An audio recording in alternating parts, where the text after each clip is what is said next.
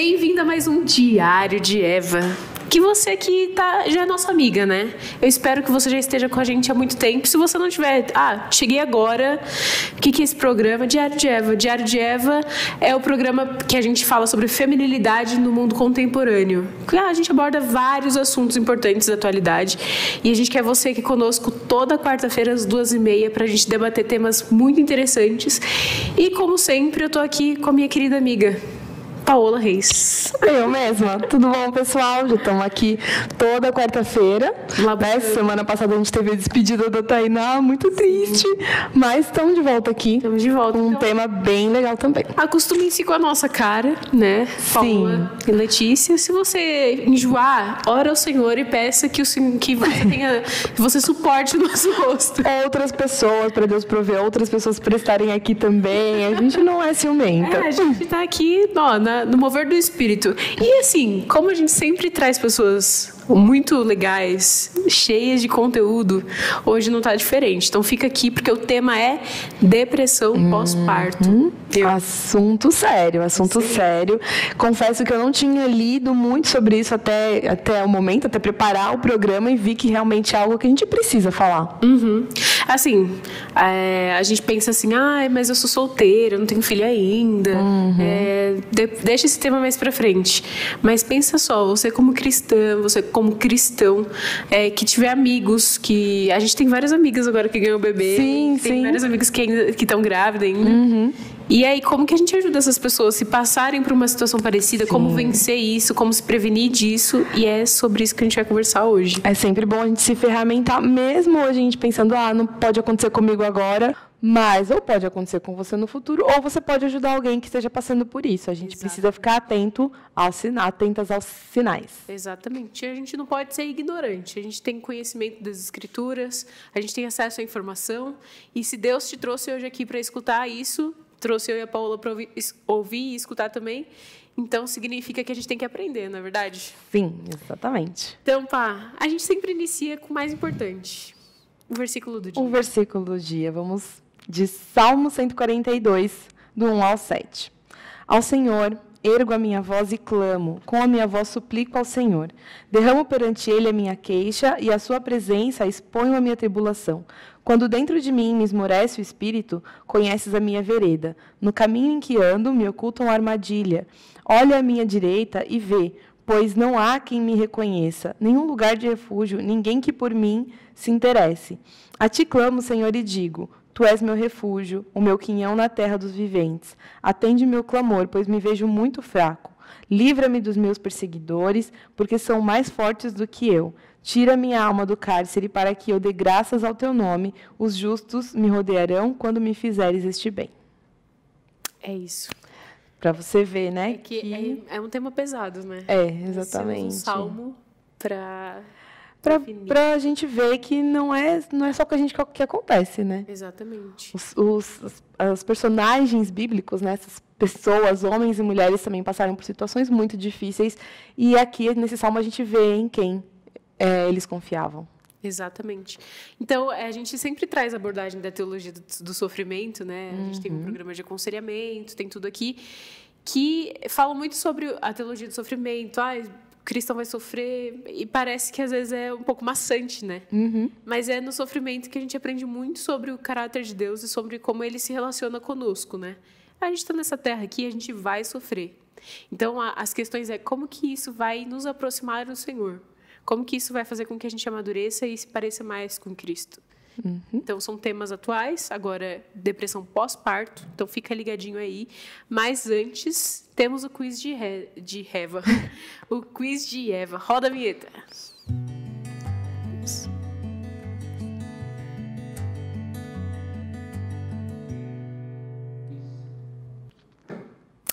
Então, o quiz de hoje é: depressão pós-parto para você é A, frescura, B, pecado, ou C, problemas químicos do corpo? Olha, essa é uma questão muito importante, porque isso aqui vai definir muita coisa pra gente, né, Paulo? Sim, é importante pra gente saber ter sensibilidade para ajudar outras pessoas, mas também ajudar as pessoas a lidarem com as consequências dos problemas químicos, né? Porque a gente pode ter pecados que provenham dos problemas, né? Exatamente. E uma questão importante é como que a gente vai definir isso, vai definir como a gente vai lidar lá para frente, né? Se você pensa que é pecado, se você pensa que é frescura, se você pensa que é problemas químicos do corpo, vai depender da forma como você vai lidar com isso. Aí, para a gente aprender um pouco mais do assunto, a gente não fica só nas nossas palavras. Por quê? Porque a gente tem aqui uma pessoa especialista para falar. É um cara genial, que sempre está com a gente, é um queridíssimo, o doutor Aldo. E para apresentá-lo, eu vou falar aqui, ó, ele é casado com a Ivete, pai do Aldo Neto, da Carol e da Ana Paula, avô do Davi, da Mariana, da Catarina, da Júlia, do João, do Lucas, Daniel e do Pedro. Ou seja, é uma família... Que família, linda! Eu já quero fazer parte da família, vou entrar como adotiva aí. E ele é médico e tem formação em aconselhamento bíblico pelo CCIF da Filadélfia e é mestre em aconselhamento bíblico pelo Andrew Jumper. Ou seja, você está aqui com um especialista para falar de tudo. Qual a pergunta que você quiser, ele pode responder. Ele responde. Né, doutor Aldo? Boa tarde.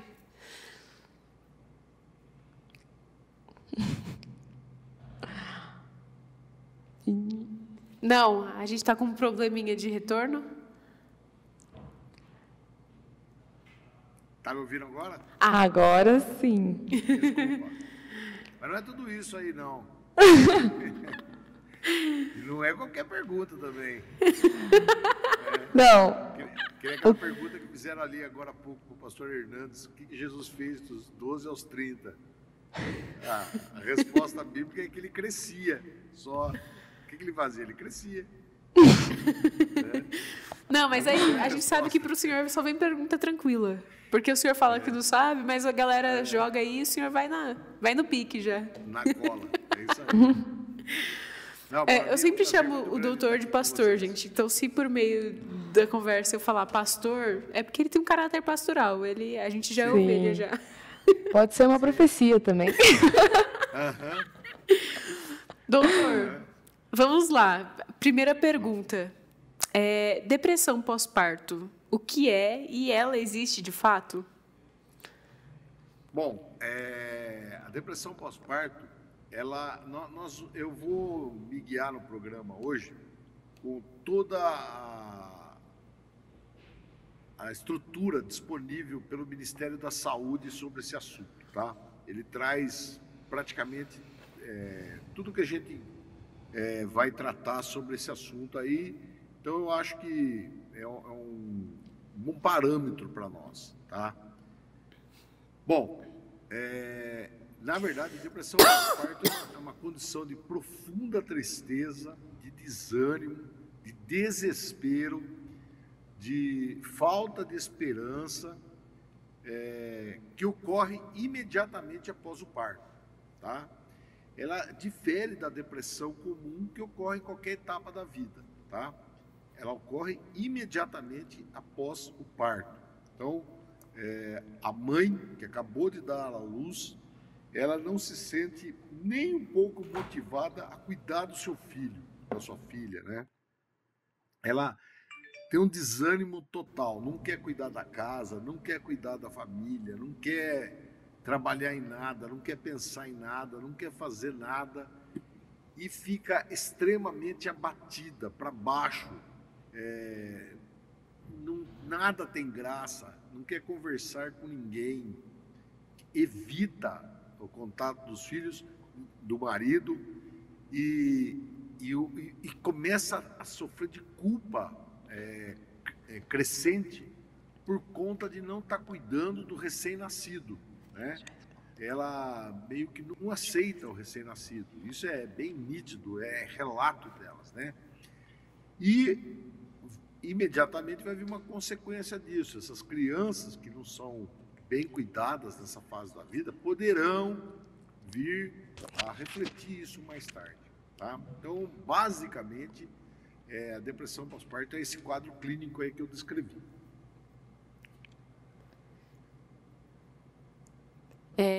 Doutor, Aproveitando já essa pergunta, acho que a gente precisa falar um pouco dos sintomas, né, Pá? Então, o senhor acabou colocando já muitos dos sintomas, né?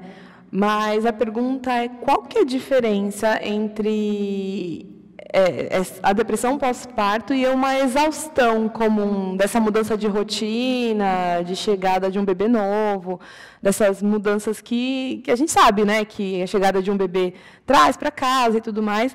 A gente sabe que muitas mães ficam cansadas mesmo, mas qual que é a diferença assim que pode nos chamar a atenção, que faz com que a gente preste atenção se é um caso mais grave? Existe um outro quadro descrito que se chama psicose pós-parto. Aí é um quadro extremo, onde há relatos até de a vida do bebê correr risco, né? A mãe causar alguma agressão contra o recém-nascido, tá? Mas no quadro de depressão, basicamente a depressão pós-parto, o que mais chama a atenção é a inatividade da mulher. Ela não tem vontade de cuidar do recém-nascido, não cuida, tá? Mas também não quer nem fazer os serviços da casa e não quer conversar com ninguém mais. Ela quer o isolacionismo, ela quer a inatividade, tá? Então, basicamente, isso é chamativo para a própria pessoa. A própria mulher se incomoda com isso. E é comum ela mesma procurar ajuda com relação a isso. E ela relata isso para o profissional que ela vai procurar ajuda, né? O psiquiatra ou o próprio médico que fez o parto dela, né? Então, ela percebe que não há um ânimo dentro dela de cuidar do recém-nascido e de nenhuma outra atividade. É como se ela fizesse, na cabeça dela, falasse assim, puxa vida, que batata quente que puseram na minha mão e como que eu vou lidar com isso agora? Eu não tenho capacidade para fazer isso. Eu não me sinto habilitada a cuidar do meu próprio filho e tampouco fazer as outras atividades, né? Então, basicamente, é uma condição bem marcante mesmo, porque é imediatamente após o parto. Ela não tem ânimo nem para amamentar o filho, tá? Então, basicamente, é um quadro, diria, dramático, né, que incomoda a família e que poderá trazer consequências a essa criança recém-nascida. Doutor, tem uma pergunta que é sobre como que a gente pode perceber se uma mulher tem propensão a ter depressão pós-parto, se existe, se a gente pode prevenir isso. Sim, existe, tá? Já na vida comum dessa mulher, no dia a dia dela aí, já dá para a gente ter umas pistas se ela é uma candidata a ter esse quadro ou não, tá? Geralmente é associado a fatores físicos, emocionais, estilo de vida, etc. Então, pessoas que têm dificuldade de dormir, têm histórico de sono interrompido ou insônia crônica, pessoas que têm tendência a isolamento social, pessoas que têm alimentação inadequada, um ganho excessivo de peso ou perda excessiva de peso, né? Pessoas que não têm atividade física regular, sedentarismo, né? Pessoas que percebem que o parceiro, o seu marido, não lhe dá apoio, o apoio que ela esperava, ela está numa condição de gravidez, ou mesmo antes de ficar grávida, durante o casamento, quando começa esse assunto, vamos ter filho, vamos ter um filho e tal, o marido, se tiver, você que vai cuidar, eu não tenho vontade nenhuma de cuidar de filho nenhum, né? Então ele joga nas costas da mulher, já antes de nascer a criança, né? Às vezes é a própria família também, né? Não só o marido, mas os pais, sogro, a sogra também. Puxa, agora criança. Ou quando o casal sofre passa por alguma necessidade que precisa de apoio do sogro, sogra, pai e mãe, e não tem esse apoio, né? Então a mulher já vai incutindo isso na cabeça que o filho vai ser uma sobrecarga para ela, né? Pessoas que já são meio deprimidas, que já são ansiosas, pessoas extremamente estressadas, que têm um padrão de vida estressado, que tudo é estressante na vida dela, que todas as coisas são como que fora do planejado. Puxa, e agora vou ter que lidar com isso, agora vou... Então a pessoa já tem essa personalidade, né? E então ela é uma candidata a isso. E finalmente um outro quadro que é bem sugestivo de depressão, sugestivo que a pessoa vá passar a ter depressão pós-parto, são a drogadição. Pessoas com vício em crack, em álcool, em outras drogas, né, ilícitas, ou até alguns dependentes de calmantes e outras coisas, são propensos, têm uma propensão bem maior a vir a ter depressão pós-parto. Outra coisa que é marcante também, pessoas que fazem uma dramaticidade sobre, puxa vida, mas como que eu vou educar meu filho? Eu não tenho formação para isso, eu não sou preparado para isso, eu não sei se vou ter dinheiro para sustentá-lo, como que eu vou achar uma boa faculdade para o meu filho quando ele for adolescente, jovem? Enfim, é uma situação que a pessoa vai criando um drama, como se fosse chegar um ET dentro de casa, né? E não um ser humano. Então, cria aquele drama, aumenta o drama, né? Multiplica, as dúvidas são multiplicadas, né? Isso acaba se tornando um fardo, e essa mulher, então, é uma candidata a vir a ter o que nós designamos por depressão pós-parto. E, pastor, como o senhor já falou, né, da questão dos sintomas e tudo mais, até mesmo pode gerar uma rejeição em relação à criança, né? Como que uma mulher que passa por isso pode lidar com essa culpa de ter passado 9 meses naquela expectativa, preparando o quarto, né, achando que vai ser o momento mais lindo, né, de propaganda de fralda, aquela coisa assim, e aí ela vê que não é nada disso, ela se sente Deve ser horrível, muito mal, e algumas pessoas podem até por perto falar que é frescura e tudo mais. Como que ela pode lidar com essa culpa de não estar nesse êxtase que ela achou que estaria? Essa é uma boa pergunta, né?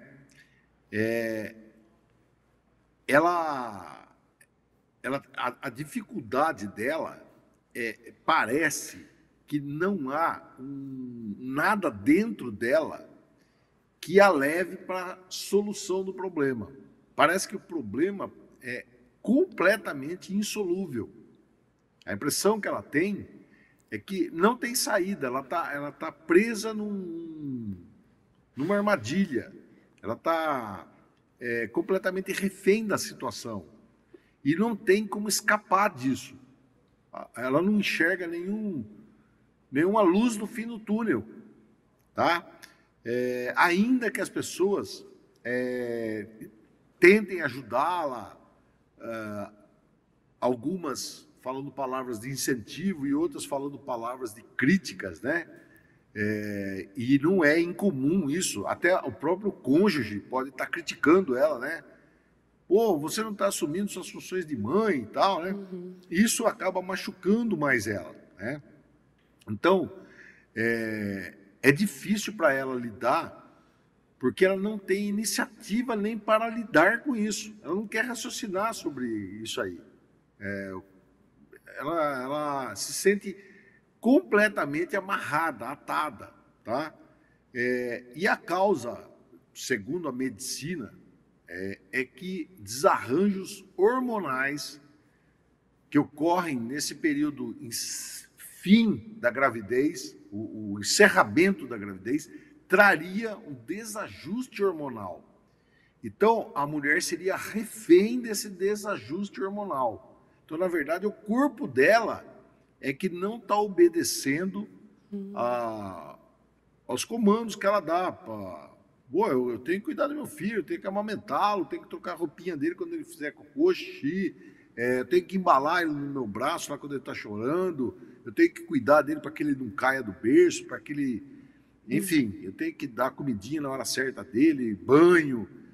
Ela não tem essa...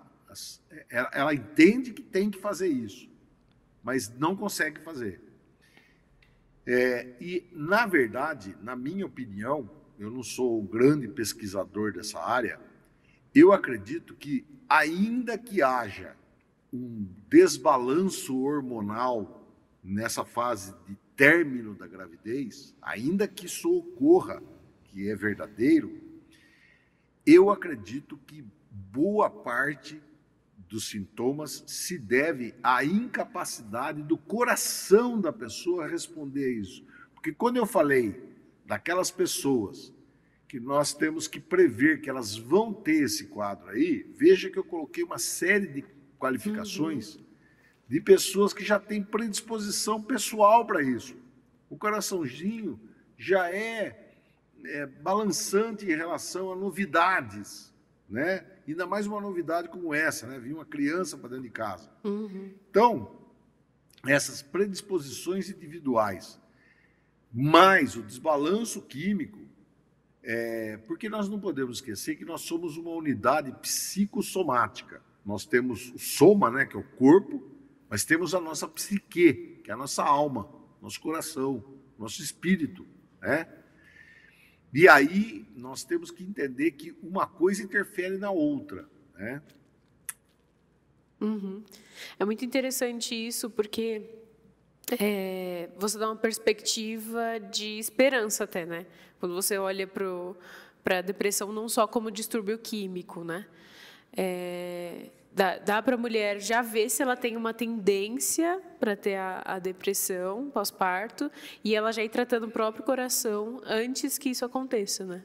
Então já dá uma esperança, já dá opa, acho que ela vendo esses sintomas na vida dela de predisposição, ela já vai tratando para quando chegar na vez ela já está melhor. E a minha pergunta, doutor, é sobre como que o familiar que está perto, o marido, né, até os outros filhos, ou a mãe, enfim, devem lidar diante disso, né? Quais os cuidados, como que ele deve levar no médico, enfim. Eles têm um papel fundamental, importantíssimo, porque, como eu disse, a pessoa com a depressão pós-parto, ela se apercebe do que está acontecendo. Ela entende que ela está realmente sofrendo de alguma coisa, que está atrapalhando a vida dela, né? Porém, ela não tem a iniciativa, ela não tem a vontade de trazer solução para isso. É como se ela estivesse em câmera lenta. E aí é que entram os familiares e os irmãos da igreja, onde eles vão poder sentar ao lado dessa pessoa e falar, olha, vamos organizar a sua agenda, vamos organizar o seu dia a dia. Eu vou dar uma força para você aqui. Eu vou orientar você com uma série de atividades para nós irmos fazendo junto no começo. Então, atividades físicas programadas, atividades de cuidar do recém-nascido de uma forma programada, né? E impedir que a pessoa com a depressão fique isolada, evitar que ela fique isolada, manter contato constante com ela a maior parte do tempo possível, né? Estimulá-la a não ingerir cafeína, que é um estimulante do sistema nervoso central, álcool, que é um depressor do sistema nervoso central, ingerir outros medicamentos e outras drogas que não sejam recomendados por receita médica, por conta própria, automedicação deve ser evitada, né? Então, tentar desenvolver programações, atividades programadas, pré-programadas, para que dê andamento junto com a pessoa que está sofrendo o problema. Então, nisso, os familiares e os irmãos da igreja têm um papel importantíssimo, porque, como eu disse, o próprio doente em si, ele não vai tomar ela não vai tomar uma iniciativa de fazer alguma mudança. Ela precisa que alguém esteja, nesse momento, suportando ela, sustentando ela, tá? E aí é uma coisa que eu sempre costumo falar. O aconselhamento bíblico nessa hora, ele demonstra que a coisa tem que ser prática também. Não adianta nós falarmos palavras bonitas, citarmos versículos lindos, pormos lá sermões intermináveis para a nossa irmãzinha ficar assistindo, e nós não arregaçarmos a manga e irmos lá ajudá-la no momento crucial. Então, por exemplo, ela está depressiva e tem uma cozinha lá enorme para ser arrumada. Então, chega uma irmãzinha da igreja lá, irmã, vamos lá arrumar a cozinha junto, eu vou ajudar você, eu vou junto com você, eu vou lavando, você vai enxugando. Ah, não tenho vontade. Não, mas vamos lá, vamos lá. A outra irmã vai ficar cuidando do nenê, vamos lá, vamos lá. Faz isso 1 dia, 2 dias, 3 dias, vai ter uma hora que ela vai falar, irmã, não precisa vir mais, eu estou arrumando a cozinha agora. Legal. É isso que vai acontecer, entendeu? Porque é a resposta mental, né, a resposta do coração, da alma, agindo no corpo, no organismo. Assim como o organismo pode causar a depressão espiritual, o espírito pode avivar a ação física, né? Um influencia o outro, tá? Então, eu diria que o papel dos os que estão em volta, os circunstantes, né, é fundamental. Eu diria que é 95% da cura. Eu sei que vocês vão perguntar daqui a pouco, eu acho, sobre remédio. Vão perguntar ou não? Vamos perguntar. Vamos. Doutor, só uma coisa que eu queria pontuar, que eu achei muito bonito nessa resposta. Fiquei aqui com o coração quentinho. Porque isso é uma oportunidade das pessoas em volta exercerem um papel bíblico de amar, né? Tipo, de amadurecer do marido, sabe? Ver uma oportunidade de amar verdadeiramente a esposa, de amar como Cristo. É genial isso. Sim, eu até comentei no começo do programa que era um tema que eu não tinha prestado atenção até a gente preparar o roteiro do programa.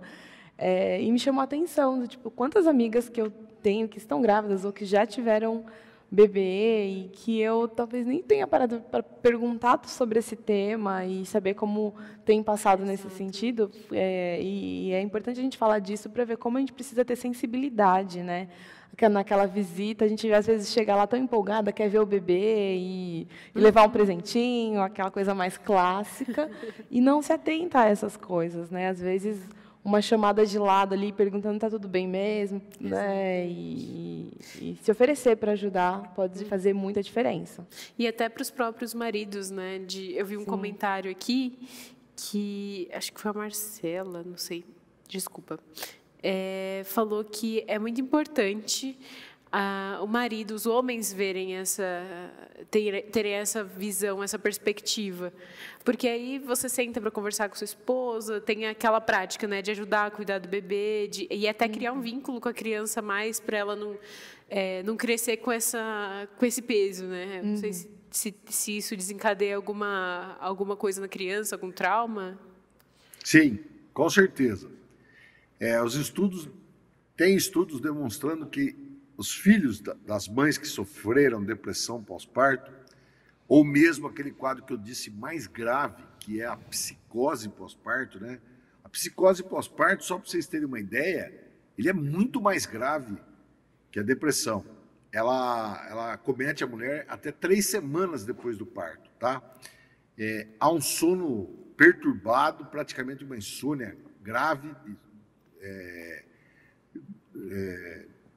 tem desconexão com as pessoas ao redor, há um desejo incontido de fazer mal ao bebê, tá?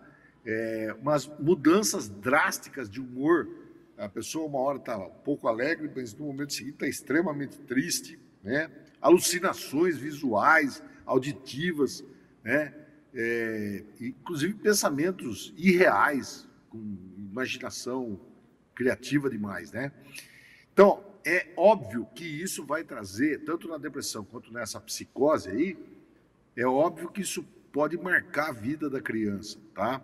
E essas crianças na infância e na adolescência vão exibir o resultado desse descuido, vamos dizer assim, que ocorreu por conta da mãe, né?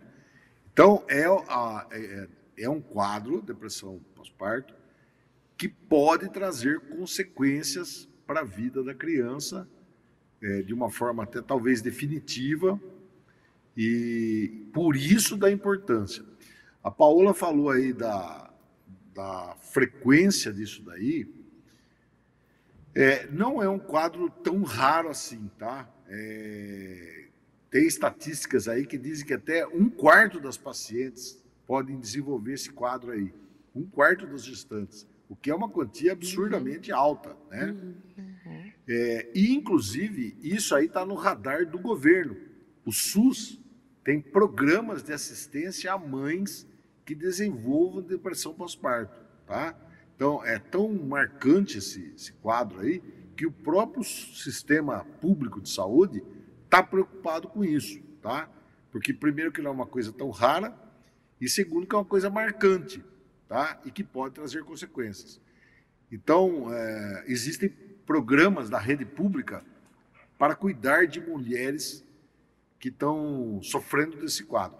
Já no pré-natal, é dever do médico assistente perceber que essa mãe é uma candidata ao quadro de depressão pós-parto, pelo próprio tipo de conversa dela, pelas atitudes dela.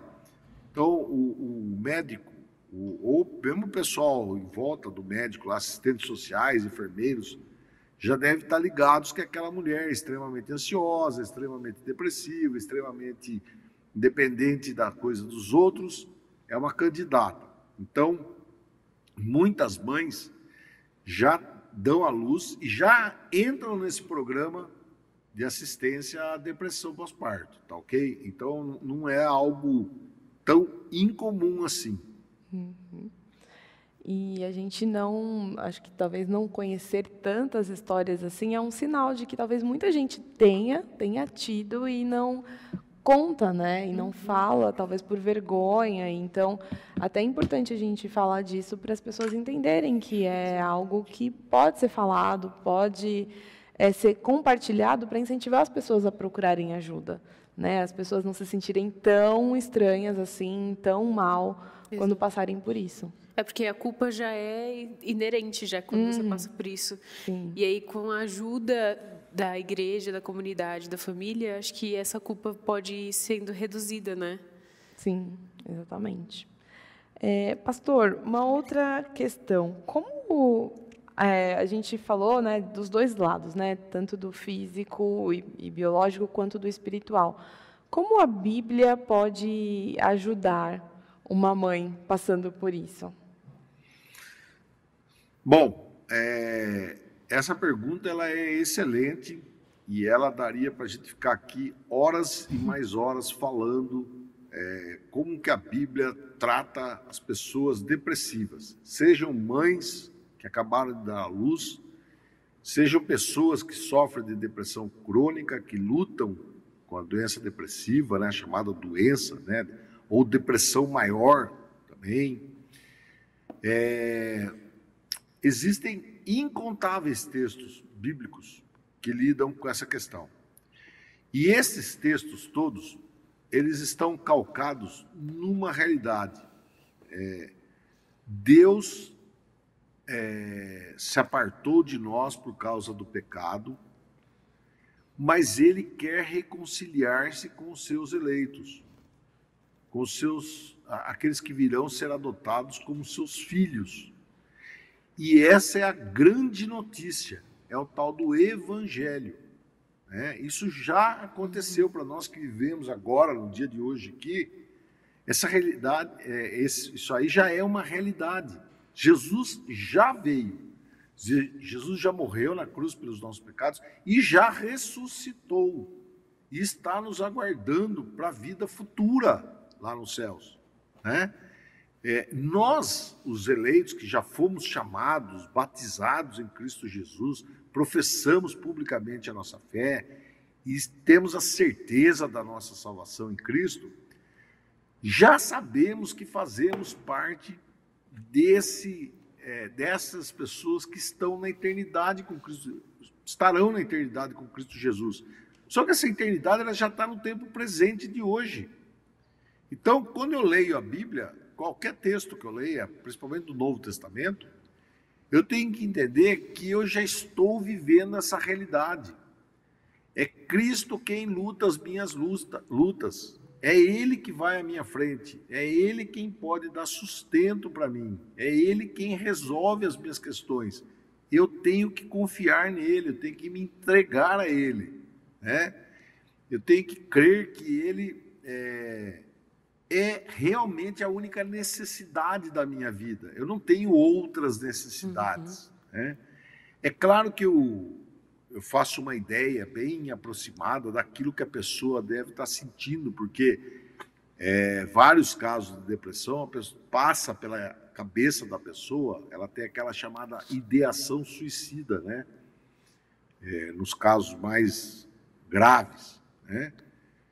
Porque para ela a vida não faz sentido. Ou, para alguns, é interessante isso, crentes, eles acham que por causa dessa depressão, essa indisposição para a atividade e tal, eles estão sendo péssimos cristãos, estão dando um mau exemplo, um mau testemunho, e eles merecem ser eliminados. É isso que eles merecem. Só que isso é deixar no esquecimento o que Jesus já conquistou para nós. Nós temos que lembrar dos textos lá em Hebreus, né? Que Jesus é o sumo sacerdote que passou, que ele pode nos dar lenitivo à nossa dor, porque ele já passou pelas coisas que nós passamos. Ele já sofreu como nós sofremos, mas ele venceu a morte. E lá no capítulo 11 de Hebreus vai falar de outros humanos como nós, outros irmãos nossos da fé, que também sofreram perseguições, torturas, tormentos, uma série de coisas horríveis em suas vidas, mas eles perseveraram em fé. Então, essa dupla, fé e esperança, é isso que tem que acender dentro da gente, né? E você vai ver em todas as cartas paulinas, praticamente todos os versos apontando para isso, para fé e esperança, né? Paulo mesmo fala, o que me faz seguir adiante é a certeza que eu estou fazendo o trabalho do Senhor e que Ele é que está me sustentando em fazer isso. Pretendo falar para a minha igreja daqui uns dias sobre um dos pontos que nós chamamos lá pontos do calvinismo, que eu, na verdade, não é uma terminologia correta, mas fala a respeito da perseverança dos santos. É bonito você estudar esse assunto e você vai ver que, na verdade, o termo correto seria a preservação dos santos. É o Espírito Santo quem nos faz permanecer no caminho do Senhor, persistir perseguindo aquilo que o Senhor tem de propósito para as nossas vidas. Pois nós fomos chamados à salvação, não porque nós somos bonitinhos, ou porque temos algum mérito, ou porque iríamos cumprir alguma agenda. Não, nós somos chamados para cumprir propósitos. Mas não porque cumprimos e aí por merecimento merecemos ser chamados. Não, é o contrário, né? Deus nos chama para as boas obras, para realizarmos as obras que de antemão Ele predestinou. E para realizarmos essas obras, muitas vezes elas não são fáceis. Manter uma família unida debaixo do nome de Jesus é uma obra. Manter a sua igreja operante, vibrante no caminho do Senhor, é uma obra.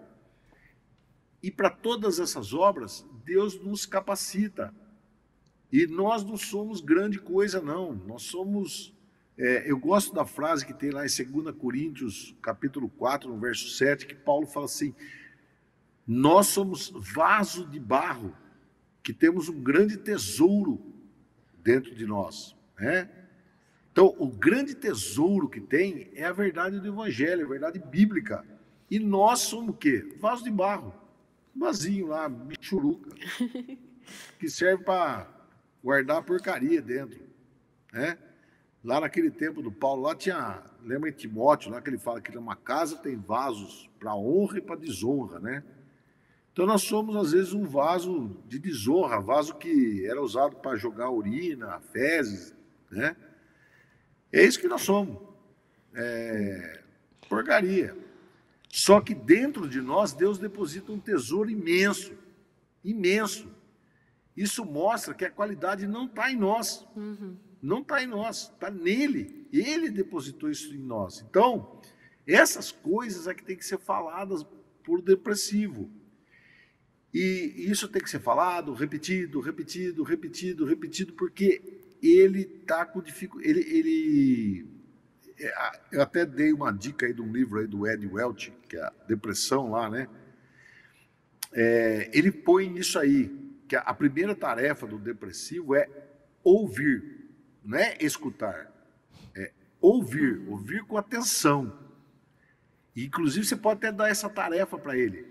Vou falar um versículo aqui para você, para animar seu espírito. Me escreva pelo menos 20 aplicações desse versículo. Fazer ele forçar a cabeça. Pensa aí, o que esse verso quer dizer para a sua vida? Né? Pegar o Salmo 11, o Salmo 12. Lê esse salmo aí. O Davi está falando que ele é perseguido por inimigos atrozes. Mas a confiança dele está no Senhor. Né? Os salmos lá de romagem, do 120 ao 134, lê esses salmos que falam lá que nós somos massacrados, mas que a gente vai lutar e vai vencer, porque não é a gente quem luta, na verdade. Tem alguém lutando em nosso lugar. Nós estamos lá participando, mas na verdade não é a gente lá que está fazendo grandes coisas, né? Porque grandes coisas é o Senhor quem faz. Então, a Bíblia, eu diria que ela todinha ela, para não... ela é um tratamento antidepressivo, porque todos os versos da Bíblia apontam para Jesus, né? Ou deveriam, pelo menos, no nosso entendimento que está lendo, né? Fazermos conexão com Jesus. E Jesus é a nossa esperança. Se nós temos uma esperança sobrenatural, não vai ser uma doença física que vai me derrotar. Jesus é muito maior que a depressão, muito maior. Tá? E ainda, aproveitando o gancho aí, porque senão não vamos esquecer de falar do remédio, eu não sou contra o remédio, tá? Não sou contra o remédio. Eu acho que as mulheres que têm um desequilíbrio hormonal, que foi medido lá o hormônio e está desequilibrado, acho que você pode fazer reposição do hormônio, tá? E o antidepressivo, você pode eventualmente usar para aqueles... Existem alguns que têm uma resposta muito boa. Eu não acredito muito que há um desarranjo químico no cérebro. Não há provas concretas disso, tá? Tem trabalhos que mostram que sim, trabalhos que mostram que não, né? Só que ninguém nunca furou a cabeça de alguém para medir quanto que tem de química lá, né? Então, mas, no entanto, ele tem um efeito benéfico em algumas pessoas. Talvez por placebo, sugestão, sei lá. Bom, beleza, toma então. Se você acha que se sente melhor com esse antidepressivo, tome, né? Só que com perspectivas a abandoná-lo, porque senão ele vai virar o Deus da sua vida. Né? Como a gente escuta muita gente falando, pô, eu sem esse remédio não sou nada. Não, você, sem Deus, você não é nada, tá? Não é com remédio, sem remédio. Né? Você para ser alguma coisa, você só vai ser com Jesus. Fora ele, você não é nada mesmo, né? Então, às vezes tem umas muletas que a gente pode usar. Então, ainda que a gente promova várias ferramentas para auxiliar essas pessoas, tipo babás que podem ajudar cuidando do nenê, um marido que esteja presente. Quero fazer uma propaganda aqui agora. Outro dia, essa semana aqui, a Nathalie Campos, até mandei os parabéns para ela. Ela gravou uns spots lá no Instagram, falando, o cara perguntou como que eu seria um bom marido cristão. Nossa, ela deu um show. Eu vi. Ela falou, acho que uns 3 minutos, 4 minutos. Falei para ela, que aula, em 3 minutos você conseguiu esgotar o assunto. Ela falou várias coisas, Mas, na verdade, a última coisa que ela falou você tem que procurar imitar o Senhor Jesus. Né? Esse é o bom marido. Ela fala para o cara ir treinando, a mulher está grávida, vai treinando, vai arrumando umas cozinhas lá, ver se você tem intimidade com isso. Vai treinando, trocar boneca, ver se você aprende a trocar a fralda do nenê. Tente dar aula de escola dominical para criança, para ver se você tem paciência com criança. Então, o marido tem que entrar nessa onda. Inclusive, um dos artigos que eu li, por incrível que pareça, ele fala que o marido também pode ter depressão pós-parto. Nossa. Eu achei interessante porque... Então, isso destrói a teoria do hormônio, né? Porque o marido não deu à luz, né?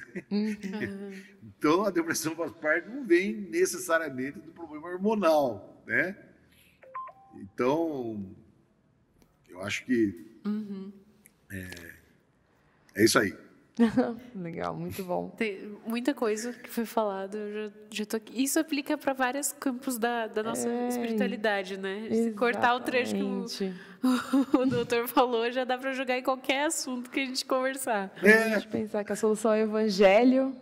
Fechou com chave de ouro, praticamente. Sim, mas essa questão do remédio realmente chega a se tornar um tabu, né, no nosso meio.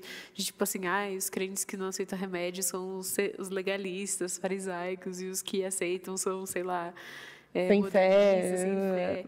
E aí você fica, mas espera aí, gente, vamos com pensar. calma, né? Vamos pensar. Como dizia um professor meu, vamos pensar com o coração, né? Porque é uma questão que a gente entende que é biológico, ok, mas é uma questão mental, uma predisposição do coração que a gente já tem que avaliar. E a Bíblia dá suporte para a gente lidar com isso. E acho que o pastor, ó. O doutor eu chamei de pastor várias vezes, tenho certeza. A gente vai ver na reprise depois. Mas Todas acho que essa questão de ver foi só Cristo, 4 né? vezes que você chamou. Só 4? Só. Hoje foi só 4. Ixi, a gente vai diminuindo. Acho que foi no começo de cada pergunta. Pastor. Doutor. Não tem problema.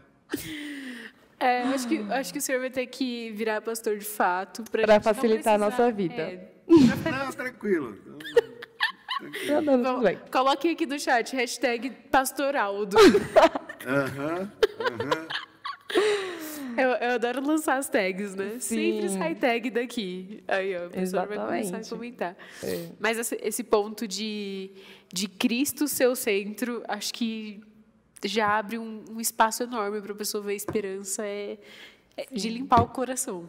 Eu vi um post uma vez, acho que da Francine, que ela falou um pouco da questão dela, e ela mostrou que quando ela estava cuidando da filha dela, assim, recém-nascida, ela colou no berço, assim, atrás do berço, vários versículos dos quais ela precisava lembrar naquele momento, quando ela chorava à noite, quando as coisas estavam muito difíceis, cólicas e afins. Ela colocou versículos assim à mostra, fez um mural mesmo, que toda vez que ela tinha que pegar a criança, ela lia antes de passar, né, por todo o processo. Então, acho que é legal a gente pensar em estratégias assim também, né? E acreditar e confiar de que a Bíblia pode nos ajudar nessa questão emocional, espiritual, que não só o remédio vai ser a solução, e a gente se apegar mesmo à palavra, confiando de que o nosso Deus está ali com a gente nesse processo difícil, e Ele está junto. Né, a ter coisas práticas e estratégicas. O doutor falou da listinha, né, de colocar as explicações do texto, dos salmos. Sim. A Pá sugeriu que a Francine falou dos versículos. O senhor tem mais alguma indicação prática para nós? Não, eu acho que para esses casos depressivos, além da aplicação, né, falar para a pessoa, me fale 5, 6, 10 aplicações, né? Como que esse texto pode ser aplicado na prática, né? Você pode também pedir para ele fazer correlações. O que você entendeu desse versículo?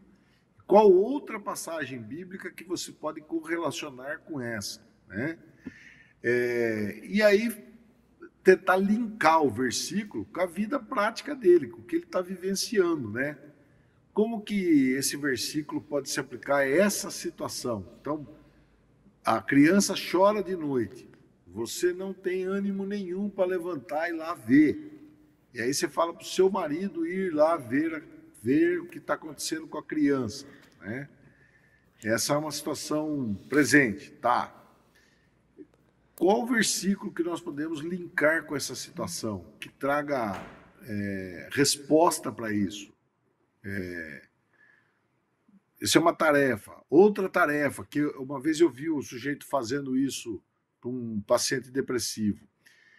Ele pegou alguns livros da Bíblia, cada semana ele pegava um, né? Então ele falava, hoje vamos pegar a 1 Samuel. Eu quero que você ache, liste para mim cada versículo que aponte que Deus é poderoso, que Ele é soberano, que Ele é o Senhor dos exércitos, que Ele comanda a nossa vida, que Ele é absoluto. Cada versículo em 1 Samuel que você achar. Agora, na outra semana, em Isaías, e aí vai. Então, ele mostrou aos poucos, esse paciente fazendo essa pesquisa, foi pesquisando vários livros da Bíblia, quando achava essa expressão, ele viu que na palavra do Senhor, quantas vezes mostra que ele é Senhor. Né? E no Novo Testamento é assim que Jesus é chamado, Kyrios, né? Que é o Senhor. Né? Ele é o Senhor. Então, se ele é o Senhor, você não pode ser o Senhor. Não tem dois senhores. Ou ele é o Senhor ou é você. Né? E aí ele foi entendendo realmente como ele era dependente do Senhor. Né? E que essa situação depressiva é porque ele confiava demais nele, nas forças dele. E ele foi entendendo que ele não tinha força nenhuma de verdade. E não temos mesmo. Só que isso não deve nos colocar para baixo, ao contrário. Isso nos deve dar alento, sossego, tranquilidade. Não vai ser na minha força, porque na verdade eu nem tenho essa força. Né? A força que eu tenho para fazer uma coisa é o Senhor que me dá. Né? Que é a força para resistir, para suportar, para tolerar. Né? Esse texto de 2 Coríntios capítulo 4, do verso 7 ao verso 15, ao 16, 18, né? 18 versos. Eu acho ele fantástico, maravilhoso. Paulo falando palavras antagônicas que, ao mesmo tempo que nós sofremos, nós aguentamos. Nós somos massacrados, mas somos renovados. Né? Esse é um texto muito bom para você repetir ele vários dias. Né? Não como um mantra, uma reza, mas que você vá se entendendo com aquilo ali, vendo como que Paulo, um sujeito sofredor, que matava cristãos, e como está relatado lá em Atos, Deus o chamou para sofrer pelo Evangelho. E ele achou legal. Que bom. Vou sofrer pelo Evangelho? Nossa, que emocionante. Eu vou parar de matar cristão para sofrer agora por Cristo. Puxa, isso para mim é muito bom. E é isso que ele fala lá em Filipenses, né? Para mim está ótimo. Se eu morrer, está ótimo. Se eu ficar aqui, está ótimo. Ficar na cadeia, está ótimo também. Se ficar fora da cadeia, está ótimo também. O Senhor que sabe onde que eu tenho que ficar. Então, eu estava me lembrando agora, agora voltando um pouco para a depressão pós-parto, uma coisa que eu não disse no começo, que eu acho muito importante. O diagnóstico é feito por história clínica. Em geral, o psiquiatra faz esse diagnóstico, tá? Ele exclui outras depressões, outros quadros, né?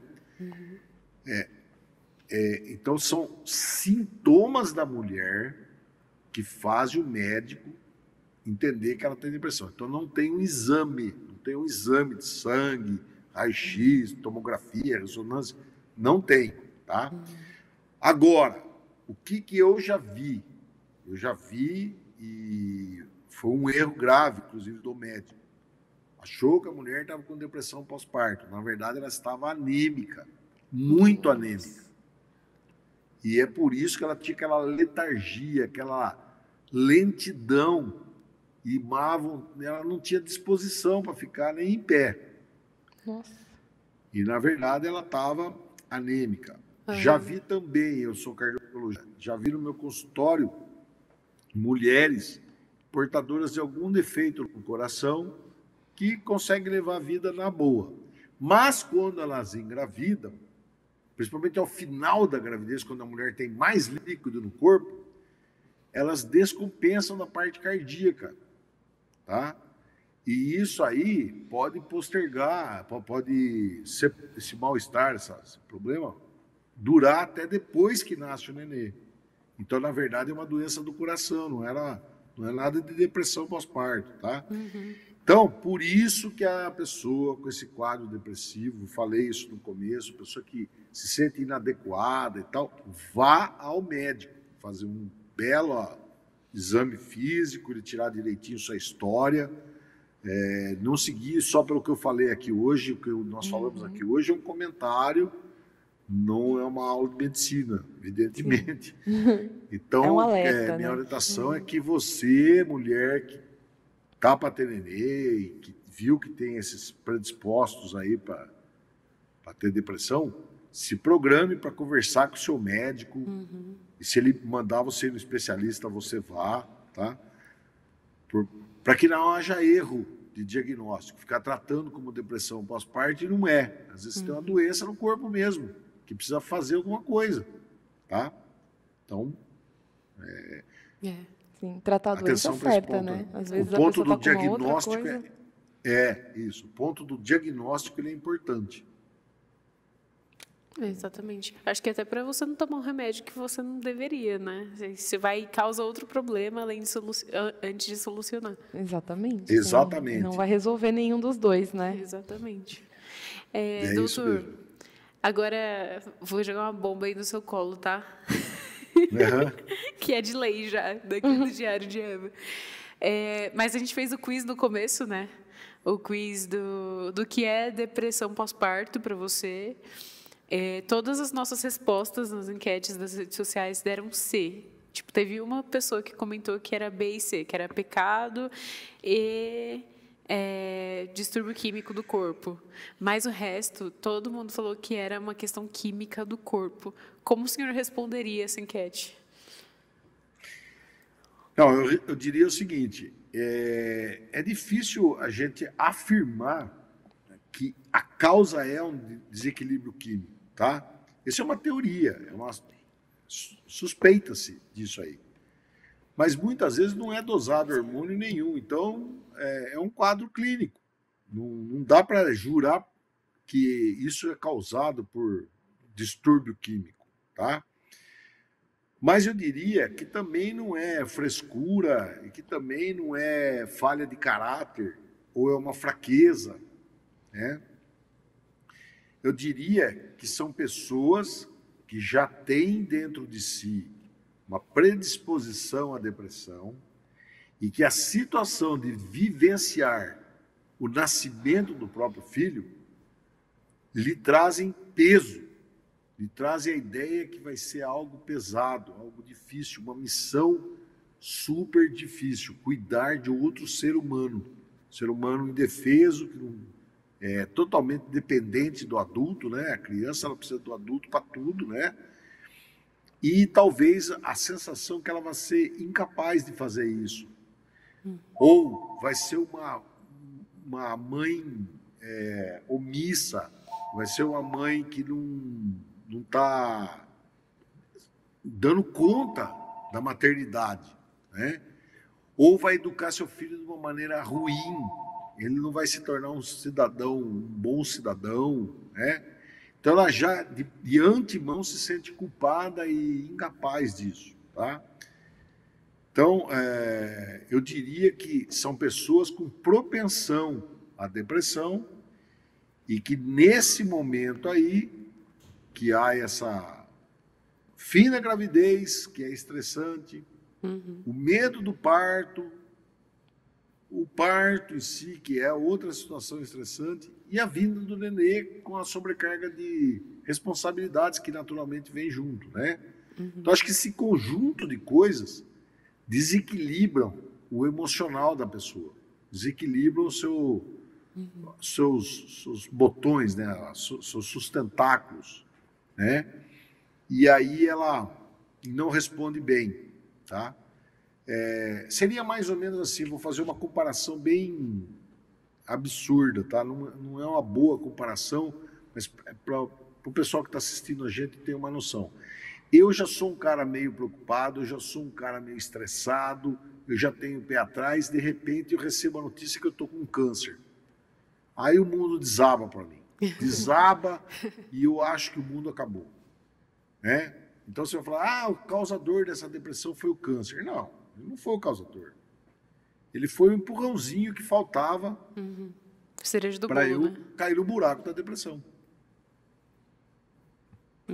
Acho que é isso. Respondeu tudo. Sim, sim. Por isso que eu falo que toda bomba o doutor ele pega e responde muito bem. Acho que sana todas as dúvidas. Sim. E é sempre um pastor. Sempre um pastor. Doutor Aldo. Sempre um prazer ter o senhor conosco. Sim, doutor. Doutor, vou ficar falando doutor o tempo inteiro. Doutor, sim, doutor. Doutor, muito obrigada por estar aqui com a gente hoje. A gente, mês que vem a gente está de novo junto com uma novidade para o pessoal. Sim. Nós temos uma série. Uma série. Qual que gosta de fazer maratona séries? Já falei para maratonar o Diário de Eva. Para que série, gente? Se você tem série sobre pensamentos intrusivos com o Dr. Aldo no Diário de Eva, todo mês. Olha que coisa fantástica. Então, todo mês aqui você vai ter uma conversa, uma entrevista, vai ficar chique, né? Uma entrevista com o Dr. Aldo sobre pensamentos intrusivos e a gente vai jogar nas redes os temas. Então, fica ligadinho aí que o Diário de Eva tá quente. Pastor, é um prazer. Fica com Deus e até a próxima. Obrigada, doutor. Eu que agradeço, muito obrigado, viu? É muito bom estar com vocês aqui, viu? Letícia, Paola, então as ordens aí. Obrigadão. Bom, e para você que quer uma dica, a gente tem dica hoje, a gente sempre tem. Roda aí a vinheta do Dica do Dia.